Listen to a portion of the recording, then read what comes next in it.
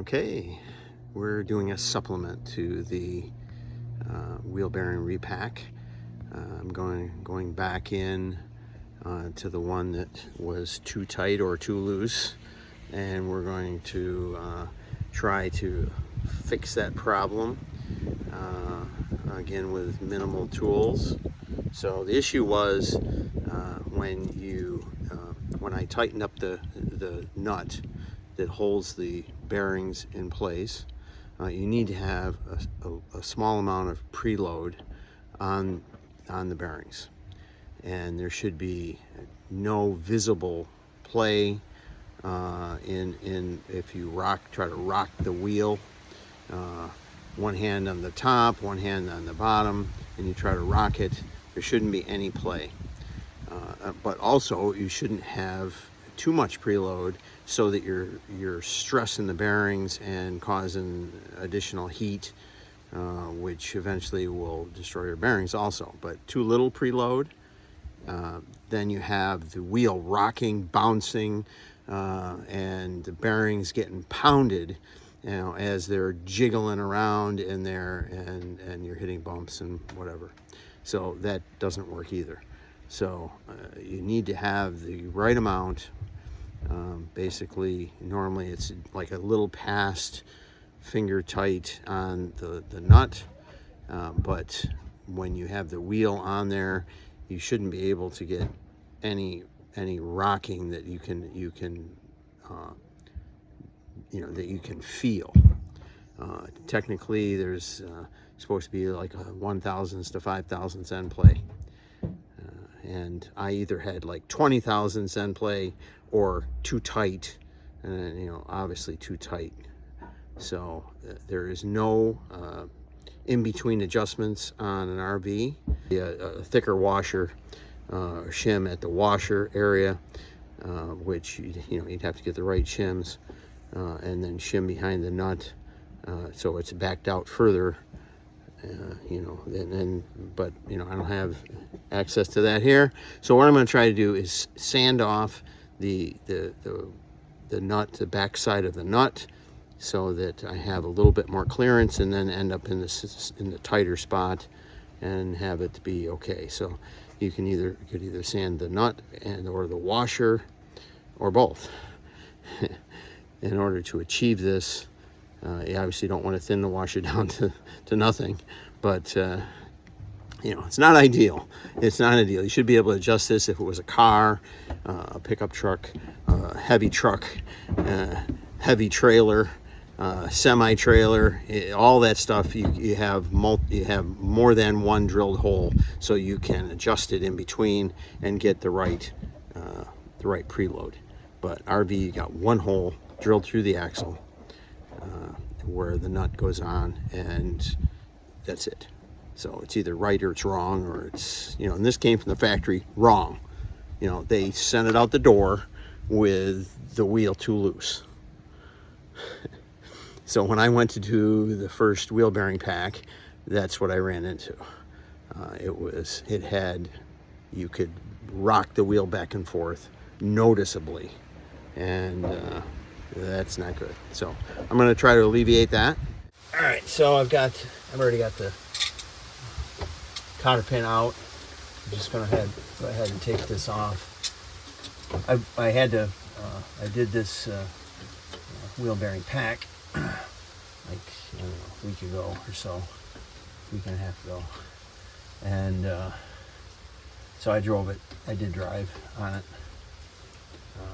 but only like a 30-minute drive, so at back road speeds, so should be okay.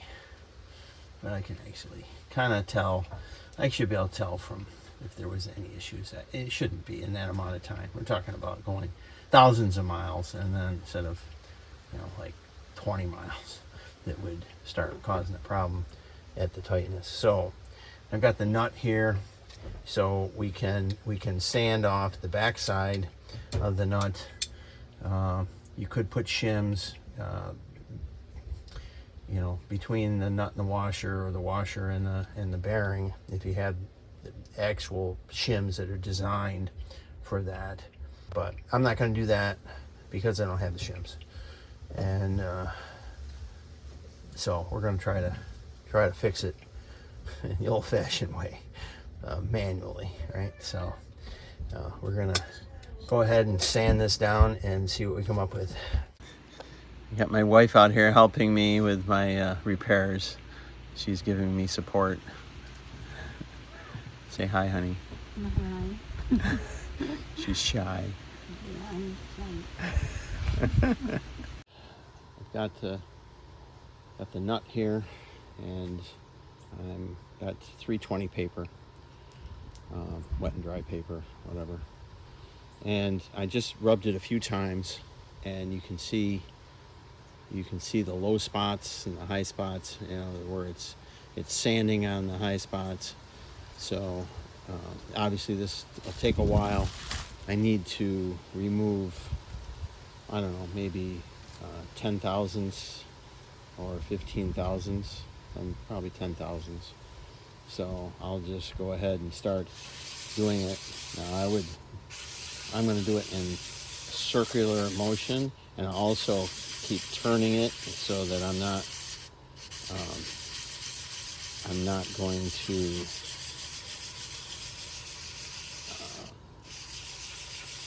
sand it down unevenly, hopefully.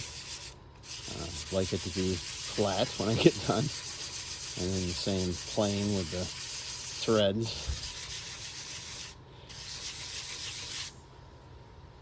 And as you can see, the low spots are going away, so it is taking some metal off.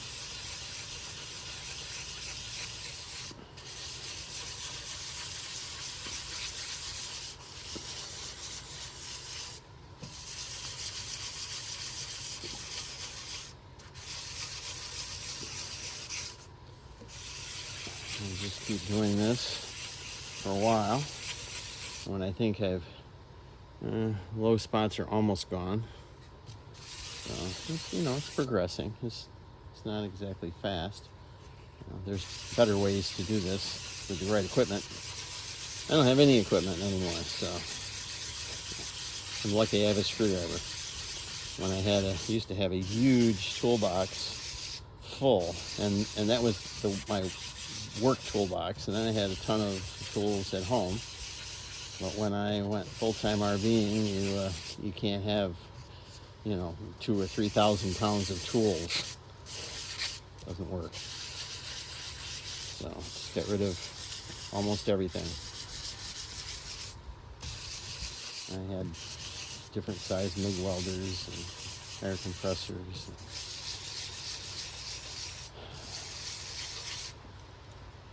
All right, so now at that point, now I have flattened it. So we're making some progress, and then I'll have to make sure I clean all the debris out of the nut before I screw it on and try it even. So I'll keep going for a while. All right, we'll check back in an hour or two when I get to the point where I'm gonna try it.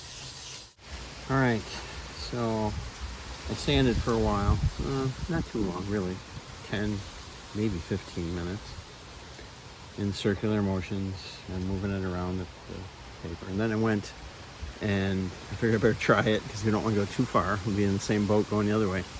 So I tried it, and it's making progress, actually faster than I expected. So I'm going to sand a little bit more and then go back and try it again, and we'll see where we stand. So again, I'm going to continue with the program here, turning it. So I try to get an even. If you hold it in one spot and just keep pushing, you're liable to end up with it being uneven. So you just want to keep turning it so that it keeps a flat surface as much as possible. It'd be better if you were on a nice flat piece of steel doing this. I have a picnic table that's not exactly flat, but I have to work with what I have. I'm gonna I've cleaned the nut up with, you can use brake clean if you have it, or just a degreasing soap of some sort that doesn't have grit in it. Just a liquid soap. Clean it up, make sure there's no filings that you're entering into the, injecting into the bearing area. Alright, so still just a little bit tight. I'm gonna have to do a little bit more. So what I'm doing here is, you've got the hole here that runs through across the side here and goes straight through, and you know, if I tighten it up just beyond finger tight, there's finger tight just beyond, I'm just about covering the whole solid. Now if I try to try for movement top and bottom, I'm trying to flex the wheel and tire, and I'm not getting any movement at that point. So that would be a good preload right there, but it's right on, you know, just perfectly wrong basically, or maybe gained a little bit. So I'm gonna have to take it off and keep going. There's my 3-year-old throwing his cars around above my head. So this is my third try now.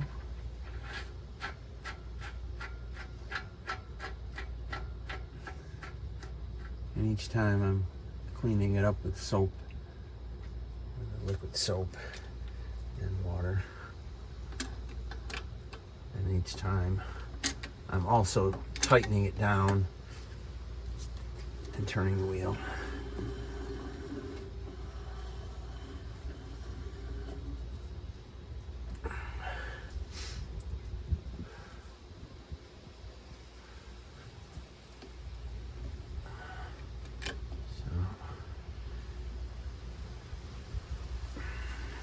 Like to tighten it down twice.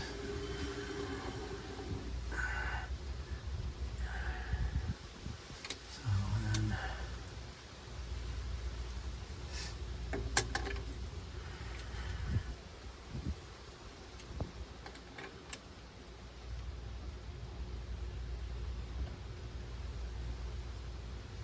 a lot closer.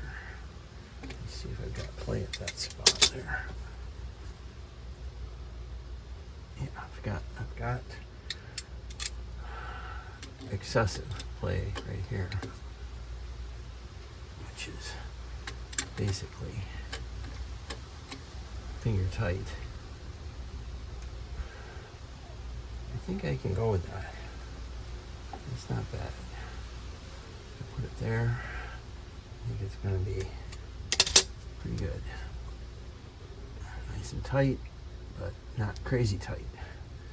So that's what we're going to do. Go ahead and put it there. We're using the cotter pin because I didn't get a new one. Turn it a little more to get that in there, and then I can actually back it off against the pin, against the cotter pin afterwards, which is, you know, really something you should do, because that's where it's going to end up after it beats down the road. This setup is so bad because, like I say, if this was a, you know, car, a pickup truck, a heavy duty truck, you can go right straight through and out the other side. But this is drilled over to the side and not really lined up with the castle nut slots, so it's just poor at best. This style nowadays.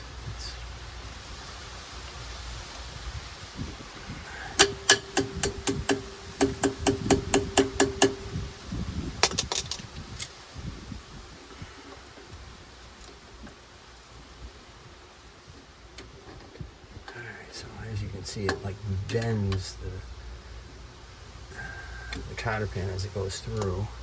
That's why it's so difficult to get through. And then you gotta get it so it doesn't contact anything and stays in position so it never contacts anything. So we want to bend it over carefully and methodically so it is wedged in place and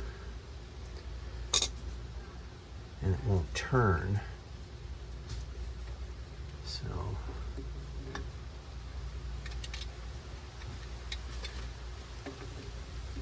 it's worth spending an extra minute to make sure that it's not going to come out and contact the cap. All right, so now they got it in there. Now I'm going to rotate this back against the cotter pin.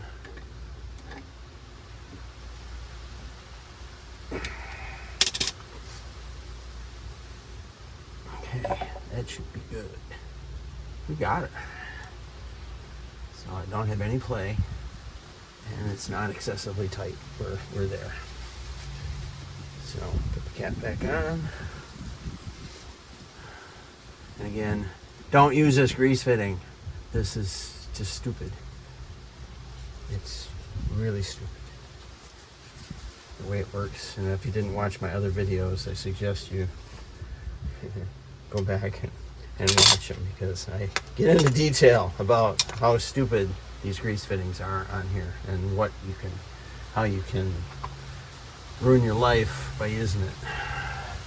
Maybe not ruin your life, but ruin your day, certainly. So never use it.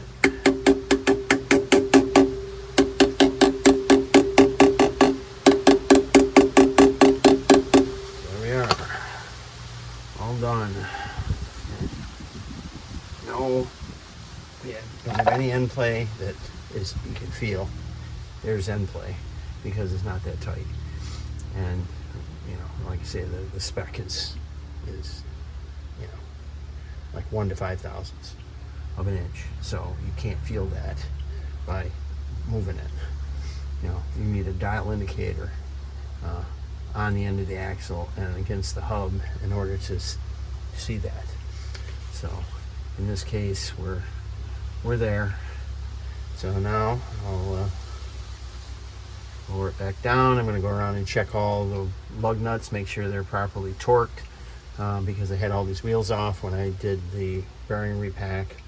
And while I've got it up in the air, I'll check each one for any kind of movement. And if you do that every once in a while, you should be able to tell if you're starting to have a bearing issue, because it'll probably get loose before it fails completely. Right? So that's not a bad idea. Every once in a while, jack it up, one wheel at a time, and spin it. Of course, you're going to hear a magnet rubbing or the shoes touching or whatever. You can't tell anything from that, but grab a hold of it and top and bottom and rock it. See if you can rock it. If you can feel a movement, you got a problem. You need to deal with it. And that's what I had with this wheel. Before I even started working on it, before I even started packing the bearings, that's the issue I had. Is it was an issue because it's unacceptable, and it came from the factory like that, and that's not surprising. All right, so I'm gonna go ahead and let this thing down, and then check my lug nuts and make sure they're tight, and then go around and do the rest of the wheels while I'm at it. Have a wonderful day.